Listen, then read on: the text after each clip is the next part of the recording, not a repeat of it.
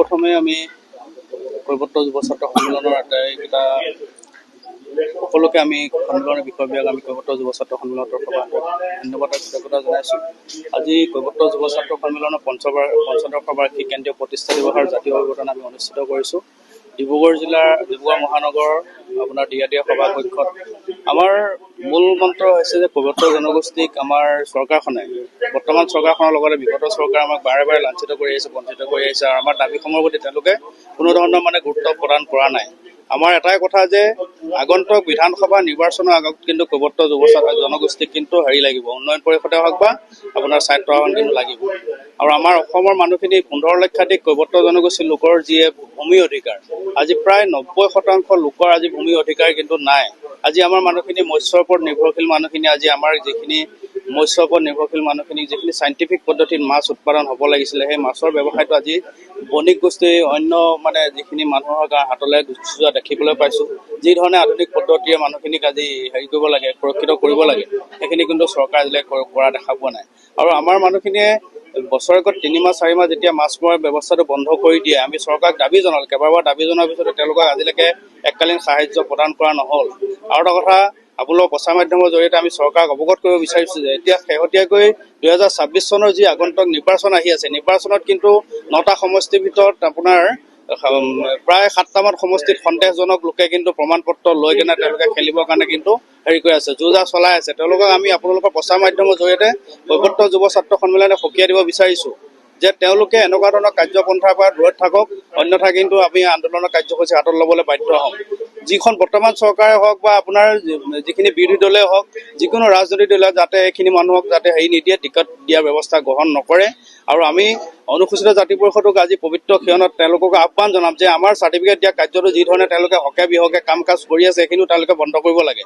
আৰু চৰকাৰখনে যে আজি বিভিন্ন জাতি জনগোষ্ঠীক প্ৰায় 45খন উন্নয়ন পৰিষদ দিলে, তেওঁলোকে 45খন উন্নয়ন পৰিষদ আৰু স্বায়ত্তশাসন প্ৰদান কৰাৰ পিছত এই কৈৱৰ্ত জনগোষ্ঠী এটা ঐতিহাসিক জনগোষ্ঠী, এই জনগোষ্ঠীটো কি ভিত্তিত তেওঁলোকে আজি উন্নয়ন পৰিষদ বা স্বায়ত্তশাসন দিয়া নাই। আমি চৰকাৰক যোৱা মাৰ্চ মাহত আমি এখন আমাৰ সাধাৰণ সভাৰ জৰিয়তে তেওঁলোকক 500 কোটি টকাৰ পেকেজ দিবৰ কাৰণে আমি কৈৱৰ্ত যুৱ ছাত্ৰ সন্মিলন গুৱাহাটী যি সাধাৰণ সভা হৈছিলে তেওঁলোকক আহ্বান জনোৱাৰ পাছতো 500 কোটি টকাৰ কথা বাদে 5 টকাৰ পইচা তেওঁলোকে আজিলৈকে এই জনগোষ্ঠীটোৰ কাৰণে দিয়া নাই। আমাৰ পইচা যিখিনি আহে কেন্দ্ৰীয় চৰকাৰৰ পৰা, সেই পইচাখিনি তেওঁলোকে ডাইভাৰ্ট কৰি অন্য শিতানত তেওঁলোকে ব্যৱহাৰ কৰা দেখা পোৱা গৈছে। চৰকাৰে এনেকুৱা ধৰণৰ যিখিনি কুটিল ৰাজনীতি কৰি আছে, এই ৰাজনীতি কিন্তু বন্ধ কৰিব লাগে।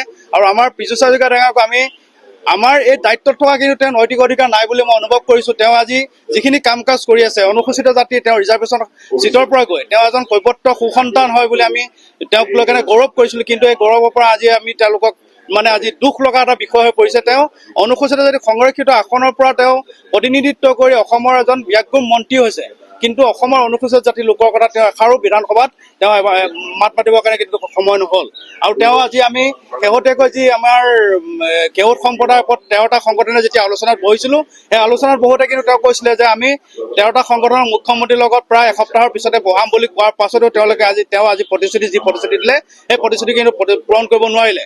তেওঁ এনেকুৱা ধৰণৰ মেছেজ দিয়া যে আমি কৈৱৰ্ত কৰি একো লাভ নাই। তেওঁক আজি আমি প্ৰচাৰ মাধ্যমৰ জৰিয়তে আমি জনাব বিচাৰিছোঁ যে তেওঁ যদি 17 ছাত্ৰ সন্থাৰ মিটিঙত যাব পাৰে, তেতিয়াহ'লে কৈৱৰ্ত জনগোষ্ঠীৰ পৰা প্ৰতিনিধিত্ব কৰি অনুসূচিত জাতি তেওঁ এজন কৈৱৰ্ত সন্তান হিচাপে কিয় কৈৱৰ্ত মানুহখিনিয়ে সংগঠন কৰাটোত তেওঁ আজি বেয়া পাবলগীয়া বিষয়। তেওঁ ভাবিছে যে অসমৰ পৰা কৈৱৰ্ত জনগোষ্ঠীৰ লিডাৰ হ'ব নালাগে, কৈৱৰ্ত জনগোষ্ঠীৰ পৰা ৰাজনীতিবিদ হ'ব নালাগে, তেওঁৰ পাখি কটা যাব বুলি তেওঁ চিন্তা কৰি কেনে আজি কৈৱৰ্ত জনগোষ্ঠীৰ সংগঠনবোৰক তেওঁ আজি কৰিব বিচাৰে, ধ্বংস হোৱাটো বিচাৰে।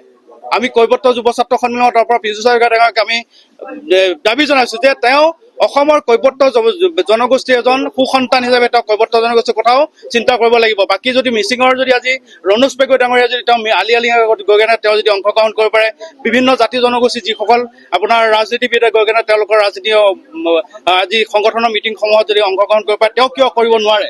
তেওঁক আমি এই ক্ষেত্ৰত আমি পুনৰবাৰ আহ্বান জনাইছোঁ যাতে তেওঁ অসমৰ ভৌগোলিক কথা চিন্তা কৰাৰ লগতে জনগোষ্ঠীটোৰ কথাও চিন্তা কৰিব লাগিব। তেওঁ প্ৰথম কথা হৈছে তেওঁ অনুসূচিত জাতি সংৰক্ষিত আসনৰ পৰা প্ৰতিনিধিত্ব কৰা এজন মন্ত্ৰী হয়।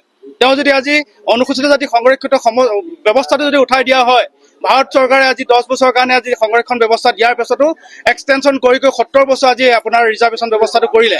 আমি অনুসূচিত জাতিৰ কৈৱৰ্তসকলে আজি 15 লক্ষাধিক কৈৱৰ্ত আজি জনগোষ্ঠীয়ে আজি আমি অনুসূচিত জাতি সাংবিধানিক গণতিত আমি নাথাকো বুলি আজি আপোনালোক প্ৰচাৰ মাধ্যমৰ জৰিয়তে আমি জনাই দিব বিচাৰিছো যে আমাক স্পেচিয়েল ষ্টেটাছ লাগিব। আমি নাথাকো বুলি কৈছো, আমাক ৰিজাৰ্ভেশ্যন নালাগে। আমাৰো নিজৰ মানুহখিনি আজি শিক্ষা দীক্ষাৰ ক্ষেত্ৰত আগবাঢ়ি যাব পৰা এটা সামৰ্থ্য আহি পৰিছে। আমি ৰিজাৰ্ভেশ্যন থাকি আজি প্ৰমাণ পত্ৰ থাকি একো লাভালাভ পোৱা নাই। আজি কেইজনমান আজি মুষ্টিমেয় বিধায়ক বা আজি কেইজনমান মানুহৰ আজি লাভ হৈছে। অসমৰ কৈৱৰ্ত জনগোষ্ঠীৰ খাটি খোৱা মানুহৰ কিন্তু লাভ হোৱা নাই। আমি ৰিজাৰ্ভেশ্যন ব্যৱস্থাত আমি কৈৱৰ্ত জনগোষ্ঠীৰ লোকসকল নাথাকো বুলি আজি আপোনালোকৰ ঘোষণা কৰিছো। আৰু চৰকাৰক আমি দাবী জনাইছো যে আমাক স্পেচিয়েল ষ্টেটাছ, বড়োসকলক যেনেকৈ স্পেচিয়েল ষ্টেটাছ দিছে কৈৱৰ্তসকলক স্পেচিয়েল ষ্টেটাছ দিয়ক আৰু 1000 কোটি টকা প্ৰতি বছৰে কৈৱৰ্ত জনগোষ্ঠীৰ উন্নয়নৰ কাৰণে চৰকাৰে ধাৰ্য কৰক। ধন্যবাদ।